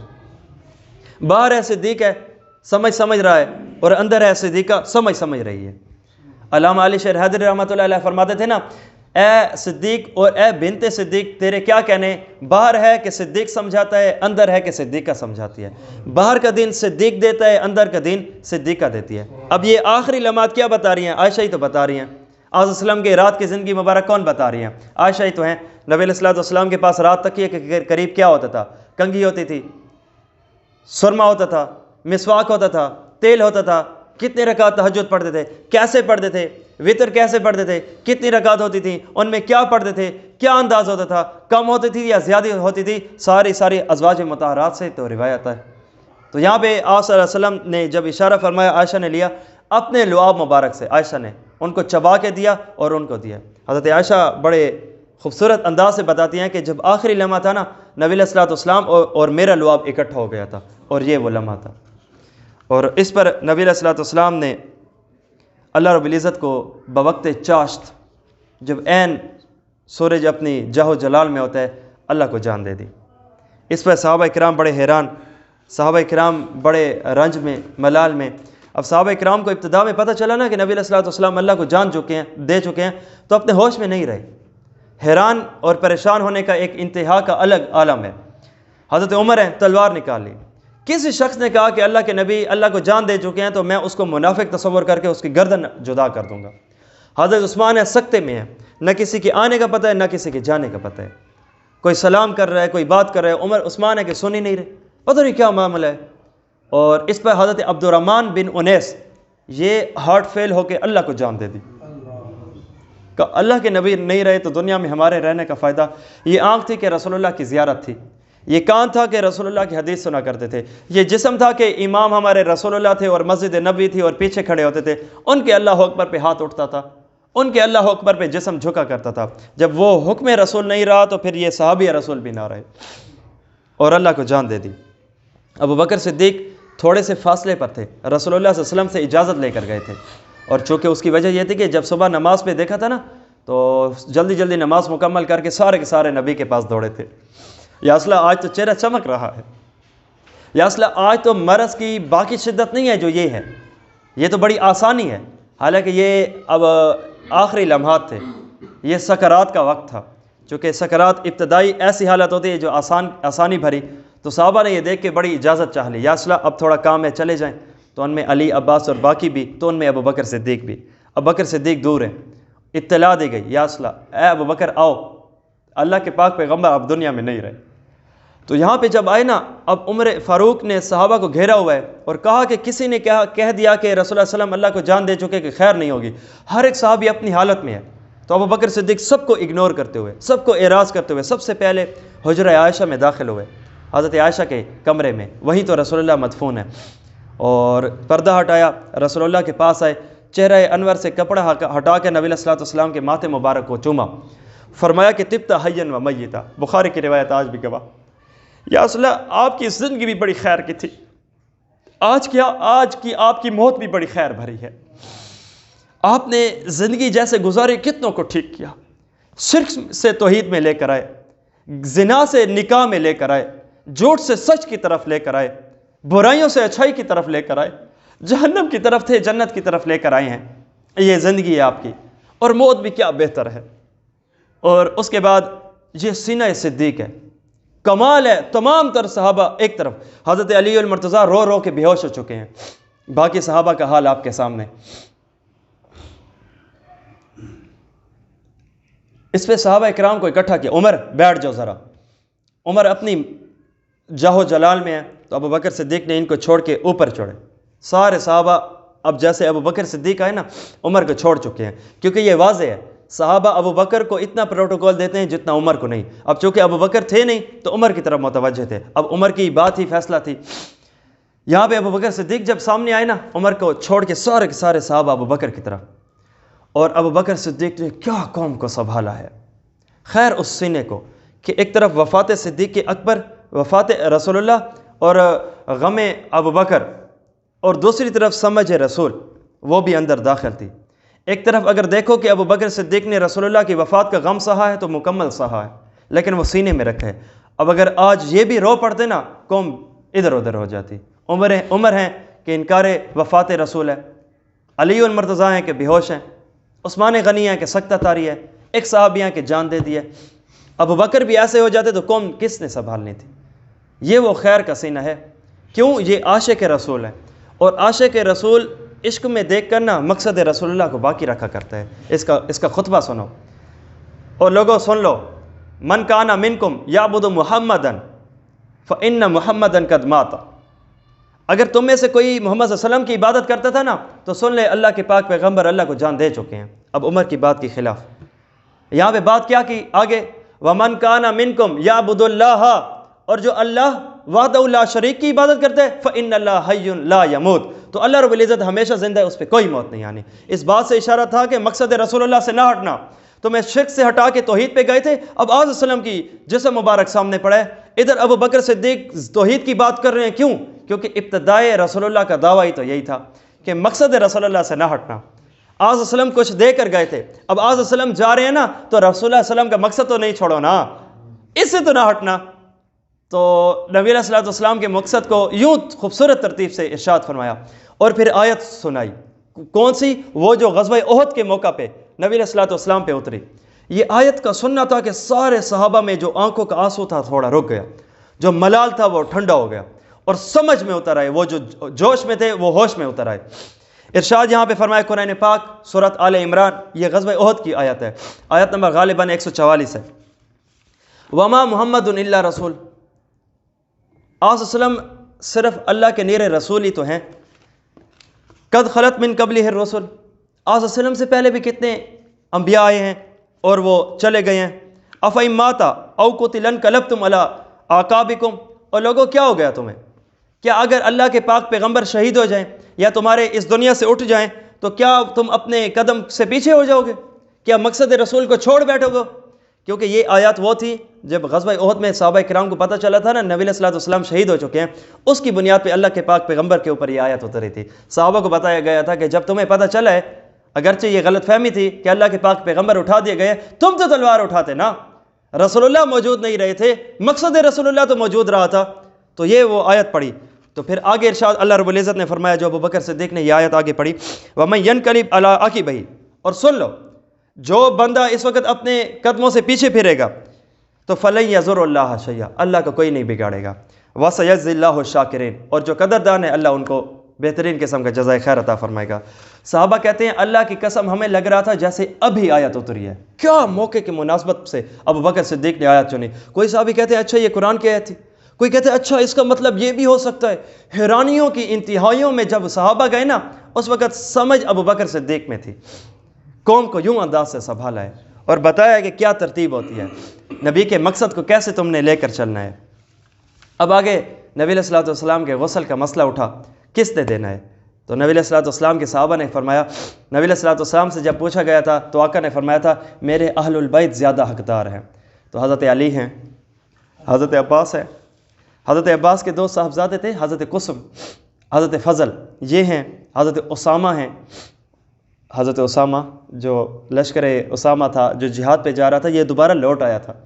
ये एक मकाम जर्फ पे जाके रुक चुका था क्योंकि उनको भी पता चला था कि अल्लाह के पाक पैगंबर अलैहिस्सलातु वस्सलाम बीमार हैं। इसी वजह से अब ये 18 साल के बच्चे थे और इनके मातात कौन है? अबू बकर सिद्दीक़ जो अभी खलीफा बनने वाले हैं, उमर फ़ारूक हैं, अली और मुर्तज़ा। जब इनको भी महसूस हुआ था ना, तो ये एक छोटे से नौजवान बच्चे से पूछ रहे हैं, ए अमीरुल मुमिनीन, a chief of army staff, इजाज़त हो तो मैं अबू बकर नबी अलैहिस्सलाम के पास होकर आ जाऊँ? इस नौजवान बच्चे से इजाज़त क्यों? ये चीफ ऑफ आर्मी स्टाफ बज़बान रसूलुल्लाह है। ये फिर वापस आए थे हज़रत उसामा भी, ये भी अब इनके गुस्ल में शामिल हैं। हज़रत शकरान, ये भी एक ग़ुलाम रसूल हैं जो नबी अलैहिस्सलातु वस्सलाम ने जिनको आखिर में आके आज़ाद फरमाया था। तो ये अब अंदर हैं और इनको गुस्ल दिया जा रहा है। हज़रत अली और मुर्तज़ा हैं कि नबी अलैहिस्सलातु वस्सलाम को मुकम्मल गुस्ल दे रहे हैं। अच्छा, जब गुस्ल में कपड़े उतारने की बात आई ना कि अब उतारें या नहीं, आम मैयत को उतारा जाता है, नबी हम में अलग है, तो इस पर वो कहते हैं कि अचानक हम पे ग़शी तारी हो गई और एक गैब से आवाज़ आई कि ये अल्लाह के पाक पैगंबर है, इनके जिस्म से उतारने की तुम्हें हरगिज़ इजाज़त नहीं है। तो जैसे कानों में आवाज़ आई तो इधर उधर देखा तो आवाज़ थी, आवाज़ वाला नहीं, तो हम समझ गए ये गैबी इशारा है। इस वजह से आसलम के हमने कपड़े मुबारक नहीं उतारे। तो अली और मुर्तज़ा ने ऐसे ही ऊपर से नबी अलैहिस्सलातु वस्सलाम के मुबारक जिस्म को मला था और हज़रत अब्बास, हज़रत कुसुम इनके बेटे और हज़रत फ़ज़ल, ये दो ये अपने बाप से मैं दो बेटे, ये बाकी नबी अलैहिस्सलातु वस्सलाम को इधर उधर करवट दे रहे थे। हज़रत उसामा और हज़रत ज़ैद, हज़रत उसामा और हज़रत शकरान, ये नबी अलैहिस्सलातु वस्सलाम पे पानी बहा रहे थे। गुस्ल दे दिया जाता है। फिर उसके बाद आगे नबी अलैहिस्सलातु वस्सलाम के जनाजे का मसला उठा कि नबी अलैहिस्सलातु वस्सलाम के जनाजा क्या होगा या नहीं, जिस तरह गुस्ल में मामला कपड़ा उतारना या नहीं। तो नबी अलैहिस्सलातु वस्सलाम का वाकई जनाजा नहीं पढ़ा गया। कोई अगर कहीं पे लिखा हुआ है कि जनाजा पढ़ाया गया है तो वो भी ठीक है, जो मैं कह रहा हूँ नहीं पढ़ाया गया तो वो भी ठीक है, क्योंकि जनाजा होता है एक इमाम से आगे मैयत होती है, बाकी पीछे मुक्तदी। नबी अलैहिस्सलाम का ऐसा मामला नहीं था। नबी अलैहिस्सलाम से पूछा गया था ना, या रसूल अल्लाह आपका क्या मामला होगा? फरमाया गुस्ल दे के मुझे छोड़ देना, सारे बाहर निकल जाना। सबसे पहले फरिश्तों की एक जमात आएगी, जिब्राइल मेरे दोस्त नीचे उतरेंगे, बाकी फरिश्तों समेत मेरे ऊपर सलात, बल्कि इससे भी पहले रब ताला मुझ पर रहमत भेजेगा एक। फिर दूसरे नंबर पे फरिश्ते आएंगे जिनमें सबसे पहले जिब्राइल होंगे, ये आएंगे बाकी फरिश्तों की जमात के साथ, ये आएंगे और मुझ पे बेहतरीन किस्म का सलात व सलाम पढ़ेंगे। फिर उसके बाद मिकाईल आएंगे, फिर इसराफील आएंगे, फिर मलकुल मौत इज़राइल अलैहिस्सलाम आएंगे। फिर उसके बाद तुम में से जो मर्द साहबा हैं वो आएंगे और जो औरतें हैं उनको भेजना, फिर जो बच्चे हैं ना उनको भेजना, और ये आके मेरे ऊपर जनाजा पढ़ेंगे। और जनाजे की सूरत क्या थी? आएंगे, अबू बकर से पूछा गया था अबू बकर क्या करेंगे? तो फरमाया तकबीर पढ़ लेना, अल्लाह की हम्द व सना कर लेना और नबी अलैहिस्सलातु वस्सलाम पे दरूद पढ़ लेना। जो आज तक उन्होंने तुम पे खैर किया है तो आज खैर की बात तुम ही कर लेना। और क्या तुम उन पे खैर भेजोगे? उन पर खैर भेजना तुम पे खैर का आना है। मन सल्ला अलैया वाहिदतन सल्लल्लाहु अलैहि अशरा, तुम मुझ पे जब एक मरतबा दरूद भेजते हो ना جو مجھ پہ آ رہا ہوتا ہے نا اسی دوران تم پہ 10 مرتبہ اللہ رحمت بھیج چکا ہوتا ہے۔ یہ انداز ہے رسول اللہ کا۔ کیا وفاؤں کے آسمانوں کا نام محمد رسول اللہ صلی اللہ علیہ وسلم۔ بغیر امامت کے اس انداز سے جنازہ پڑھایا گیا، تقریباً 30,000 کا لشکر ہے جو آہستہ آہستہ آیا گیا۔ اب نبی علیہ الصلوۃ والسلام کی دفن کی باری، اب مٹی کے حوالے کرنا ہے، اور کہا گیا کہ کوئی کہہ رہا ہے کہ مسجد میں، کوئی کہہ رہا ہے کہ مکہ سے آئے تھے تو وہاں پہ۔ اب بکر صدیق ہر جگہ ساتھ ساتھ ہے، مکمل رہنمائی کر رہے ہیں کہ ادھر ہی دفن کریں گے، جہاں رسول اللہ صلی اللہ علیہ وسلم ابھی ان کی جسم مبارک ہے، ان ہی جسم کو اٹھا کے ادھر ہی قبر بنائیں گے۔ ابو بکر یہ کیوں؟ اب بکر جہاں پہ وہ صحابہ کہتے ہیں نا ہم میں جو عالم الناس سب سے بڑے مولانا صاحب تھے نا ابو بکر صدیق تھے، تو یہاں پہ یہی بات ارشاد فرمائی کہ میں نے اللہ کے پاک پیغمبر سے سنا ہے کہ اللہ کے نبی کو جہاں پہ موت آتی ہے نا وہی ان کا مدفن ہوتا ہے۔ اور حضرت عائشہ نے تو پہلے ہی بتا دیا تھا کہ اللہ رب العزت نبی علیہ الصلوۃ والسلام تمام انبیاء کو اختیار دیتے ہیں آنا ہے یا رہنا ہے، تو گویا یہی ہے کہ جہاں پہ وہ موت چاہتے ہیں تبھی تو وہیں پہ رہتے ہیں اور وہیں پہ موت آتی ہے، تو یہاں پہ یہی ترتیب بنی۔ تو آج السلام کو اٹھایا گیا، یہیں پہ قبر مبارک کھودی گئی۔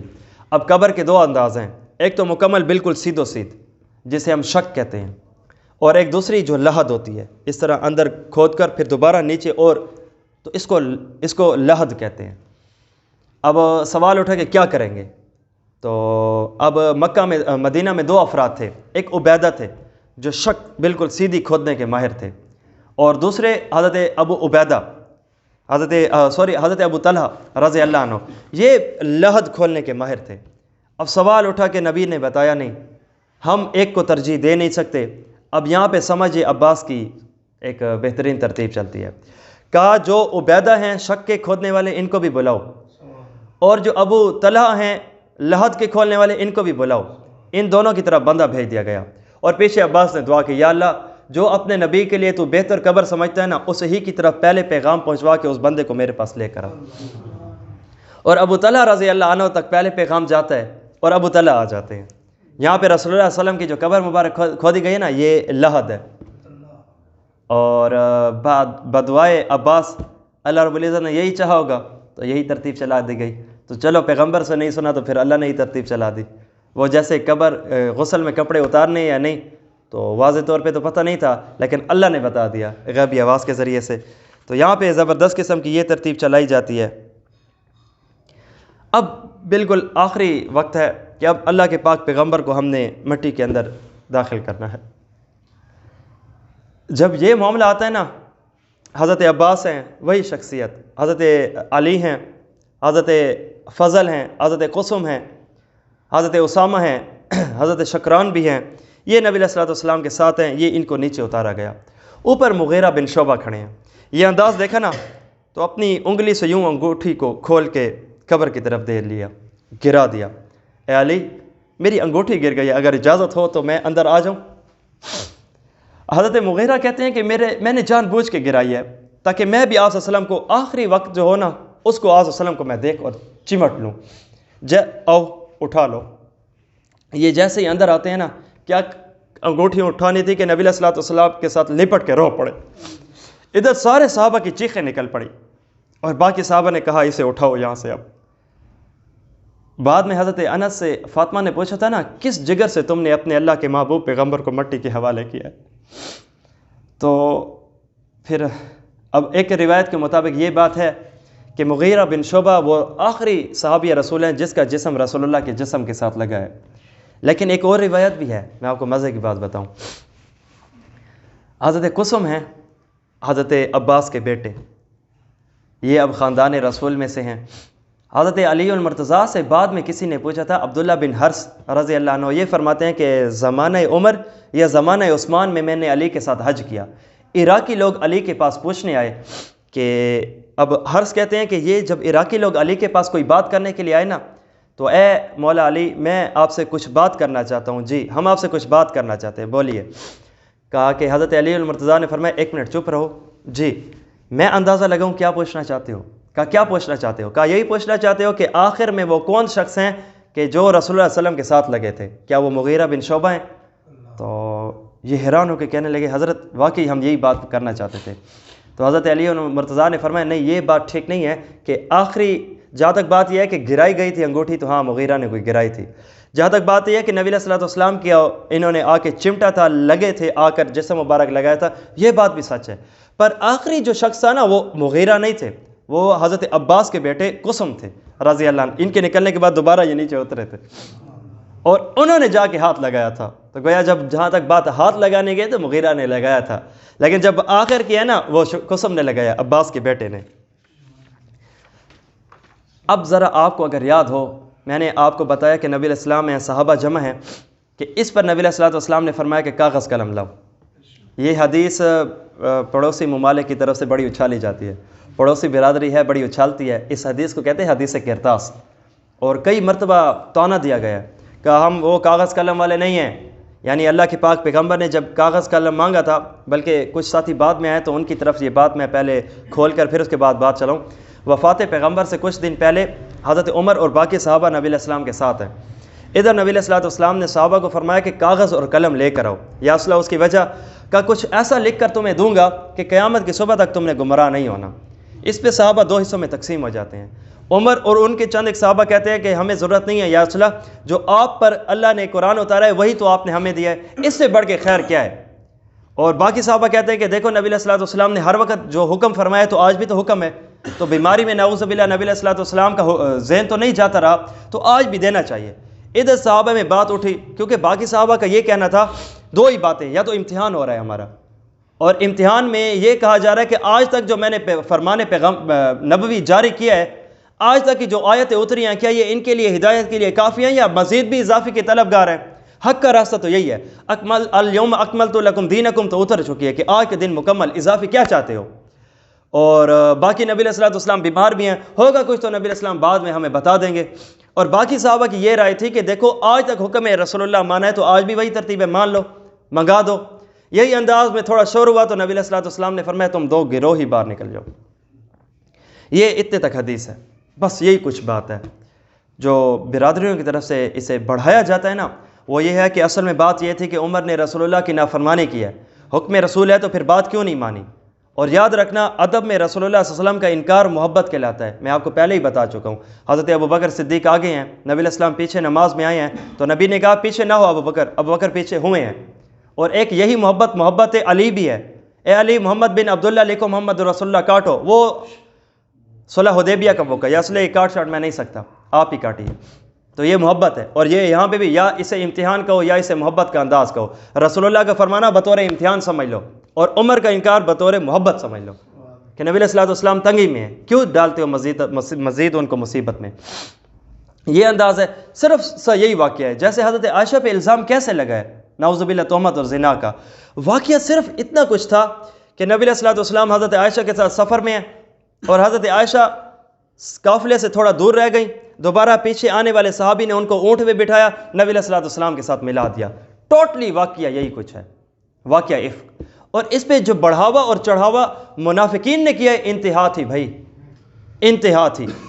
1 مہینے کی تکلیف حرم میں ہے رسول اللہ کو، اور جو رسول اللہ صلی اللہ علیہ وسلم کے حرم پہ ہاتھ ڈالتا ہے نا، وہ چاہے 1400 سال بعد کا خبیث ہو یا اس وقت کا ہو، ذلیل ہوتا ہے، ذلیل ہوتا ہے. میں آپ کو ایک کانوں سنا واقعہ بتاؤں.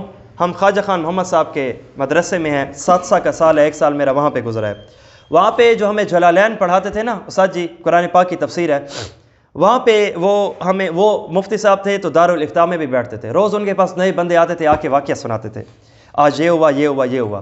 تو جو بھی ان کو واقعہ آ کے سناتا تھا اور جو بھی ان سے کوئی مسئلہ پوچھتا تھا، وہ ہمارے پاس دوسرا پیریڈ کلاس تھی تو گھنٹہ تھا، تو وہ دوسرے گھنٹے میں ہمارے پاس آتے تھے. اور روز آج کی یا کل کی کارگزاری، بیٹا آج یوں ہوا، بیٹا آج ہو، کل کو تم نے بھی جانا ہے، لوگوں کو فیس کرنا ہے تو تمہیں پتہ ہو. تو ایک دن بالکل مایوس، تو ساجد سے میں نے پوچھا، میں نے کہا ساجد جی آج تھوڑی مایوسی ہے. کہا بس، میں نے کہا ساجد جی آج میرے خیال میں کوئی واقعہ عجیب ہوا. تو مجھے کہا قریشی تو ہے ٹیکنیکل بندہ. تو کہا اس کے اوپر ساجد نے کہا واقعی آج بات بڑی عجیب ہے. میں نے کہا ساجد یہ بھی ذرا ہمیں بتا دیجئے، آپ ہی کا فرمانا ہے کہ جو کل کو تم نے بھی فیس کرنا ہے تو اس واقعے کو ہم کیسے فیس کریں گے، آپ کر چکے ہمیں بھی پتہ چلے گا. تو ساجد نے فرمایا بیٹا میرے پاس برادری کا بندہ آیا. برادری سمجھ رہے ہیں نا میرے یہاں، تو ضروری ہے جو برادری نہ سمجھے سو گال کی ویسا وجہ سے. تو برادری کا ایک بندہ آیا اور آ کے کہا کہ لا الہ الا اللہ محمد رسول اللہ پڑھ چکا ہوں. وہ اب میں ترتیب چھوڑ چکا ہوں، اب وہ کڑے والی ترتیب چھوڑ چکا ہوں، تو حضرت اب بتاؤ کہ کیا میری بیوی سے نکاح باقی ہے یا نہیں؟ کہا بات یہ ہے کہ وہ کسی اور دنیا کے ہے، تم کسی اور دنیا کے ہو، تو فلہذا جب تم اسلام لائے ہو تو کل ان کا معاملہ نکاح ختم ہے، تو فلہذا تم نے اسے چھوڑ دینا ہے۔ اب یہ بندہ دوسرے دن گیا تھا، اب مکمل واقعہ جو پورا ہوا تھا نا اس دن، تو 1-2 دن کی مکمل کارگزاری تھی۔ کہا وہ بندہ گھر گیا، بیوی کو جا کے کہا کہ اٹھاؤ سامان گھر جاؤ۔ بھئی کیا ہوا؟ ابھی تک تو اچھی نبھ رہی تھی۔ کہا یہ ہے کہ میں اب مسلمان ہو چکا ہوں، تم برادری سے تعلق رکھتی ہو، تو فلہذا تمہارے اور میرے درمیان میں اب بند نہیں ہے۔ تو میں نے مفتی صاحب سے مسئلہ پوچھا، انہوں نے واضح طور پہ مجھے بتا دیا، فلہذا اب تم واپس جاؤ۔ تو کہا کہ وجہ کیا ہے، بات تو بتاؤ۔ کہا بات ابھی تو بتائی ہے کہ میں کلمہ پڑھ چکا ہوں، تم پیچھے کسی اور مذہب سے ہو، میں کسی اور سے ہوں، ہماری نہیں بنے گی، فلہذا تم چلی جاؤ۔ کہا بس یہی کچھ ہے؟ کہا جس مذہب پہ اسلام تم لائے ہو وہی مسلمان میں بھی ہوتی ہوں۔ تو یہ دوسرے دن دوبارہ بھاگ کے میرے پاس آیا، کہا حضرت اب مجھے بتاؤ، آپ نے کہا تھا کہ وہ بیوی اب میری اس وجہ سے نہیں ہے کیونکہ وہ اب دوسری برادری سے تعلق رکھتی ہے، میں مسلمان ہوں، اسلام لا چکا ہوں، تو فلہذا نہیں بنتی، اب تو وہ اس مسلمان ہو چکی ہے، اب کیا ہمارا نکاح باقی؟ کہاں اب اس کا اگر وہ اب مسلمان ہو چکی ہے تو پھر تم آپس میں رہ سکتے ہو۔ تو جیسے ہی میں نے اسے کہا تو بجائے اس بندے کے سننے پر خوشی کے اثار کے غم کے اثار۔ کہا حضرت ایک اور بات بھی ہے۔ کہا وہ کون سی؟ کہا یہ کہ جب میں برادری سے تعلق رکھتا تھا نا، آپ کو تو پتہ ہے ہمارے حالات ویسے ہی خراب ہوتے ہیں، تو میں نے جہاں پہ اپنی بیوی کے ساتھ صحبت ہم بستری کی ہے نا، وہاں پہ اپنی بیوی کی ماں کے ساتھ بھی ہم بستری کی ہے۔ کہا اب دوبارہ حرام ہے، قیامت تک حرام ہے، حرمت مسارت کہتے ہیں، قرآن واضح ہے اور اس کے علاوہ بھی۔ تو پھر اس کے بعد استاد نے کہا تھا کہ جو رسول اللہ کے حرم پہ ہاتھ ڈالتا ہے نا، وہ چاہے آج کا خبیث ہو یا کل کا خبیث ہو نا، اللہ اسے کالا ہی رکھتا ہے۔ مجھے بتاؤ کس انداز سے نسلیں رسوا ہو جاتی ہیں، بھائی کدھر ہاتھ ڈالتے ہو؟ رسول اللہ کے حرم پہ ہاتھ ڈالتے ہو، مجھے میری بیوی بچہ ماں بہن بڑی قیمتی ہو، ذرا چار میں کوئی بات بولے تو ہم پسٹل اٹھا لے آئیں، اور کتنے قتل غیرت کے نام پہ۔ اور رسول اللہ کی حرم ایسے ہی، جس کے نکاح سے پہلے جبرائیل تصویر لے کر آئے، یا رسول اللہ یہ عائشہ ہے، یہ تصویر ہے، یہ دیکھ لو، میری تمہاری تصویر حرام ہے۔ یہ ترتیب ہے، نکاح سے پہلے بتایا گیا یا رسول اللہ یہ آپ کی حرم بنے گی، وہ عائشہ۔ صحابہ کہتے ہیں کہ ہم جہاں علم میں خالی ہوتے تھے نا، ہم مرد صحابہ کو علم میں بھرنے والی عورت عائشہ ہوتی تھی۔ ہم میں بہت بڑی مولانا صاحب تھی عائشہ، باہر عالم دین ابو بکر ہیں تو نیچے گھر میں عائشہ بھی ہے، اس پہ ہاتھ ڈالنا آسان ہے بھائی۔ قاری اس وقت تک قاری نہیں جب تک کہ عائشہ کی آیت نہ پڑھے۔ قرآن پاک سورۃ نور 18-17 آیات، سبحانک ھذا بہتان عظیم کی آیات کا ایک مطلب۔ تو اس لیے حضرت عمر فاروق کی بات چل رہی تھی، تو حضرت عمر فاروق رضی اللہ تعالیٰ عنہ کوئی غستاخی نہیں تھے، تو ان کا مقصد صرف یہی تھا، ادب میں آ گئے تھے۔ اب جیسے ہم ادب میں دیکھیں، ایک امام مالک ہے مدینے کو چھوڑتے ہی نہیں ہیں، اور ایک ابو حنیفہ ہے مدینے جاتے ہی نہیں ہیں۔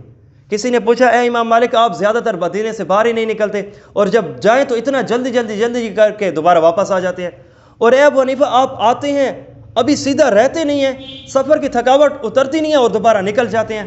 امام مالک نے کہا کہ میں مدینے کی موت چاہتا ہوں، اس لیے اگر میں باہر نکل گیا مر گیا تو پھر کیا ہوگا، میں واپس آنا چاہتا ہوں۔ اور ابو حنیفہ رحمۃ اللہ علیہ سے پوچھا گیا کہ حضرت آپ یہاں پہ رہتے ہی نہیں ہیں، سیدھا آتے نہیں ہیں اور باہر نکل جاتے ہیں، اس کی کیا وجہ؟ انہوں نے فرمایا کہ دیکھو یہاں پہ میں بھی رہتا ہوں، کسی زمانے میں رسول اللہ اور ان کے صحابہ بھی رہتے تھے، مجھے یہ گوارا نہیں ہے کہ کہیں ایسی جگہ پہ میرا پاؤں پڑے جہاں پہ رسول اللہ کا پڑا تھا۔ تو ادب میں انداز دونوں تبدیل ہوتے ہیں۔ میں آپ کو اپنا واقعہ بتاؤں تو حضرت مفتی عبدالواحد قریشی صاحب کے ساتھ ہم ایک ساتھی کے پاس گئے تھے عمرے کی مبارکی پہ۔ تو عمرے کی مبارکی پہ جیسے ہی گئے نا، تو انہوں نے اپنے بہت، کیونکہ وہ تھوڑے ہیوی بندے تھے تو ان کے بہت سارے واقعات تھے، ان میں سے ایک واقعہ انہوں نے یہ سنایا کہ میں اب مفتی صاحب کو سنا رہے ہیں کہ مفتی صاحب جب میں روضہ رسول پہ گیا نا، تو وہاں پہ مجھے اختیار دیا گیا کہ حضرت اگر آپ چاہتے ہیں نا روضہ رسول پہ کھڑے ہو کے چڑھ کے آپ روضہ رسول کو صاف کر سکتے ہیں۔ میری آنکھوں سے انہوں نے کہا کہ آنسو نکل آئے اور رونگٹے کھڑے ہو گئے اور انتہا شدت کی ایک سکتہ طاری ہو گئے، اور کہا کہ نہیں میری اوقات کہاں ہے، میں تو ایسا نہیں کر سکتا، تو مجھ میں کیا ہمت کہ نبی علیہ الصلوۃ والسلام کا نیچے روضہ ہے اور میں اوپر چڑھوں اور اس کو صاف کروں، مجھ میں نہیں ہو سکتا۔ تو جب میں باہر نکلا تو میں نے مفتی صاحب کو کہا، میں نے کہا کہ حضرت مامو جان بات یہ ہے کہ جب میں نے ان سے یہ واقعہ سنا نا تو میرا خوشی سے انتہا تھی کہ میں نے کہا یہ تو بہت خوش قسمتی کی بات ہے، اب یہ لے گا کپڑا اور صاف کرے گا، چڑھ جائے گا اوپر، تو میں تو یہ سوچ رہا تھا اور اس نے چھوڑ دیا کہا بیٹا محبت اور ادب ہوتا ہے، اس میں یہ تھا اور تم میں یہ ہے۔ اظہار اپنا اپنا ہوتا ہے، کوئی آگے آنا چاہتا ہے، کوئی پیچھے رہنا چاہتا ہے، تو انداز اپنا اپنا ہوتا ہے۔ وہی امام مالک میں ہے، وہی ابو حنیفہ میں ہے، اور یہی یہاں پہ بھی ہے۔ صحابہ تقسیم کیوں ہوئے تھے؟ کہ کیونکہ اس وجہ سے رسول اللہ کو کاغذ نہ دو کہ ابھی تکلیف میں ہے، بیماری میں ہے، اور دیگر صحابہ اس لیے کہہ رہے ہیں کہ رسول اللہ صلی اللہ علیہ وسلم کا حکم تو پورا ہونے دو۔ تو دونوں ہی ادب میں تھے۔ اور دوسری بات، بطور امتحان تھا، اور عمر فاروق تو یہاں پہ 100/100 کے نمبر لینے والے ہیں، ان کا جی بھی تو ہائی ہے بھائی، اس سے زیادہ تو مارکس کسی کے ہوں گے بھی نہیں۔ عمر فاروق اور رسول اللہ کے امتحان میں واضح طور پہ پاس ہو گیا ہے کہ شاگرد صحابہ کسے کہتے ہیں؟ جو ممتحن اللہ ہو، جس کا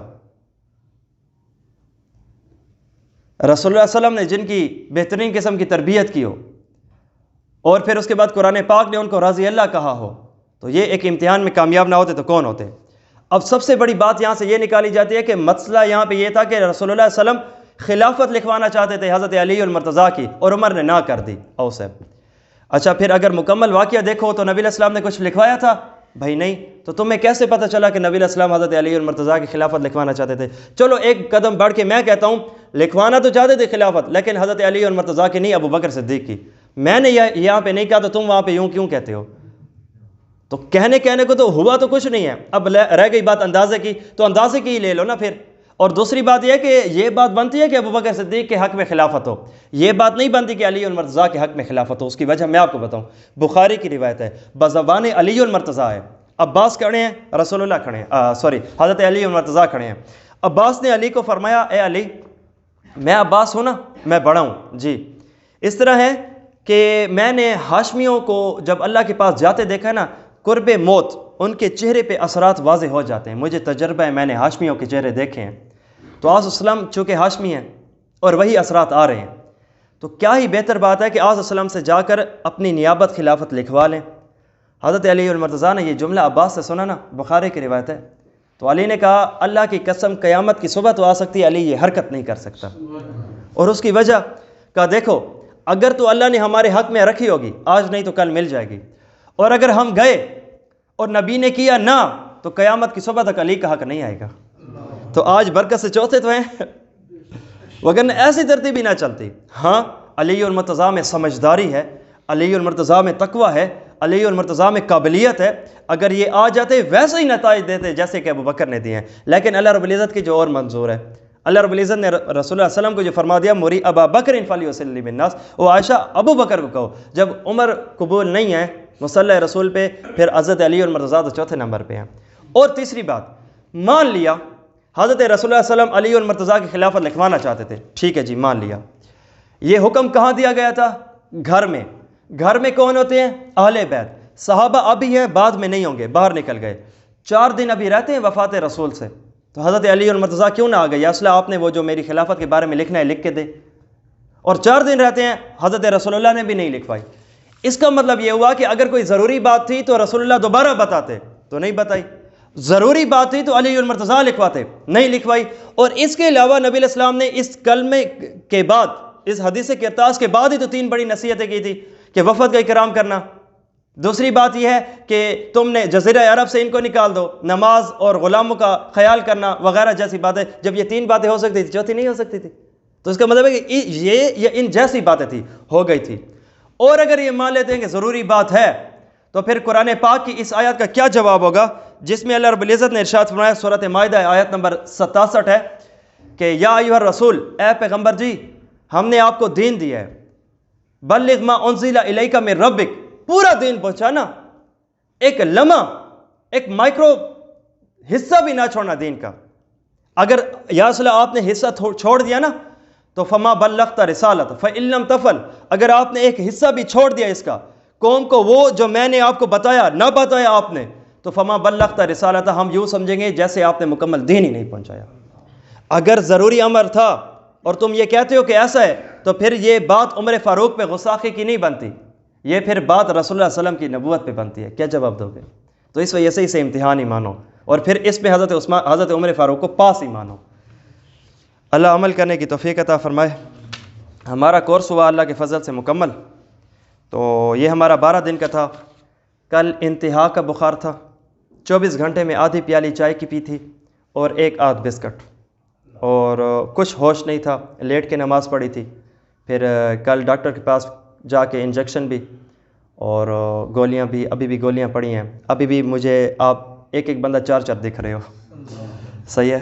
تو لیکن میں یہ ہے کہ اللہ رب العزت کے سامنے دعا مانگ کے آتا ہوں، یا اللہ میری اوقات کوئی نہیں ہے، پیاسے آئے ہیں. تو محنت یہاں پہ علیحدہ تھی. تو جزاک اللہ کہ آپ تشریف لائے. یہ 12 دن کا ہمارا پروگرام تھا جس کا آج آخری دن تھا. تو یہ بخار مطلب میری 24 گھنٹے کی مصروفیت صرف کتاب تھی. تو میں خود ہی ڈیلے کرتا گیا. میں نے کہا چلو آج جاؤں گا، کل جاؤں گا، کل جاؤں گا، ہوتے ہوتے چھوٹے موٹے گولیاں کھا کے دوبارہ شروع. میں صبح 4 بجے اٹھتا ہوں، 1 گھنٹہ حضرت جی کا بتایا وہ مکمل اللہ کے فضل سے ذکر، پھر اس کے بعد اپنے کچھ وظائف ہیں، اور پھر اس کے بعد یہاں کتاب اور پھر کتابیں. آخر تک یہی ترتیب چلتی ہے. بس وہی ٹائم ملتا ہے جو میں آپ کے سامنے یہاں پہ آ کے بیٹھتا ہوں، اور دوبارہ جاتا ہوں تو دوبارہ وہی اسی کی نسبت سے ترتیب ہوتی ہے. اور میں یہاں پہ کہوں کہ اللہ کی قسم یہ رسول اللہ کی برکت ہے جو اللہ رب العزت نے مجھے ہمت دی ہے، وگرنہ میرا جسم مجھے پتہ ہے کہ اجازت نہیں دے رہا. تو کل تو بالکل اٹھنے کی ہی طاقت نہیں تھی نا کہ کیسے آؤں. تو کچھ احباب اللہ ان کو جزائے خیر دے یہ تشریف لائے.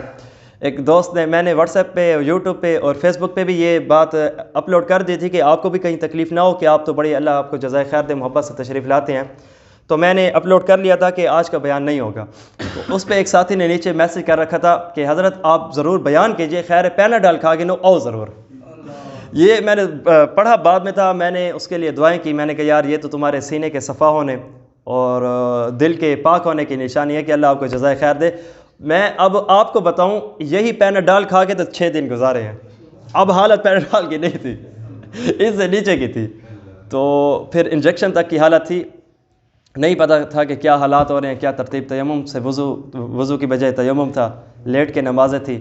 تو یہ اللہ رب العزت کی برکت ہے، اور اس ہی کی برکت جو اللہ رب العزت نے اتنے تک مجھے لے کر آیا ہے. چلو اللہ رب العزت آپ ساتھیوں کو بھی جزائے خیر عطا فرمائے، اسی طرح دین کے ساتھ ہمیں جڑا رہنے کی توفیق عطا فرمائے.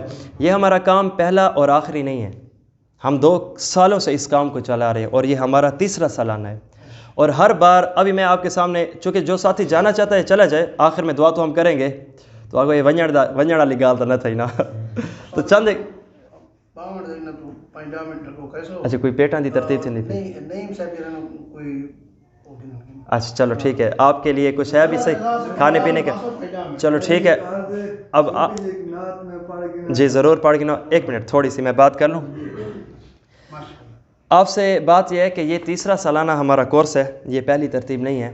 اور پہلی بار تو ہم نے کعبے کی تعمیر سے لے کر مکمل سیرت رسول اللہ کھولی تھی، اور نبی علیہ السلام کی رحلت تک پہ آئے تھے ہم. اور اب اس بار میں نے مکمل چیدہ واقعات لیے ہیں، چونکہ میں نے آپ کو اشاروں میں بات کی ہے. تو سن 1 ہجری سے دوبارہ 3 اور 4، جس پہ میں نے آپ کے سامنے غزوہ خیبر بھی نہیں کھولا، سفر طائف سے پہلے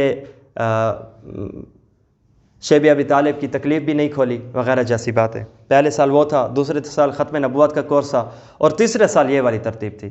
تو اب اس کے بعد جو ہے ہمارا یہ تقریباً 18واں 19واں کورس ہے، یہ جو ترتیب دی جا چکا ہے الحمدللہ. ہمارا مہینے میں 2 کام ضرور ہوتے ہیں. نمبر 1 ایک کورس ہوتا ہے 2 یا 4 3 دنوں کا، زیادہ سے زیادہ آج کل میں کوشش کرتا ہوں 1 سے 2 دنوں کا ہو. اور دوسرا ماہانہ اصلاحی بیان ہوتا ہے. اور تیسرا روزانہ بعد نماز مغرب ہمارے بڑے عمر کے احباب کے لیے ناظرہ قرآن ہوتا ہے، جس میں احباب آتے ہیں، اور بڑی عمر کے احباب الحمدللہ کتنے ایسے ہیں جو ختم مکمل کر چکے ہیں قرآن پاک کا. اور انہوں نے مجھے دعا دی، کہا حضرت اللہ آپ کو خوش رکھے. تو عمر ہماری بڑی ہو چکی ہے، بچوں کے باپ ہو چکے ہیں. ایک طرف شرم تھی کہ اب کس کو جا کے کہیں، اور دوسری طرف ہمت نہیں تھی کہ ہم جا کے پڑھیں. تو اللہ آپ کو جزائر خیر دے، آپ نے پلیٹ فارم ہی ایسا بنایا ہے کہ بچے ہیں ہی نہیں، ہم بڑے آ کے بیٹھ جاتے ہیں. تو ہمارے لیے بیٹھنا آسان ہوتا ہے، باعث سے شرم نہیں ہوتا. تو ٹھیک ہے. ایک بازار کے صدر تھے ڈیر اسمین خان کے، اب ایک سرکاری اسکول کے الحمدللہ بڑے بہترین قسم کے ایس تھے، ٹیچر تھے، اور بھی کافی احباب ہیں. اب بھی ہمارا روز کا کام ہے الحمدللہ.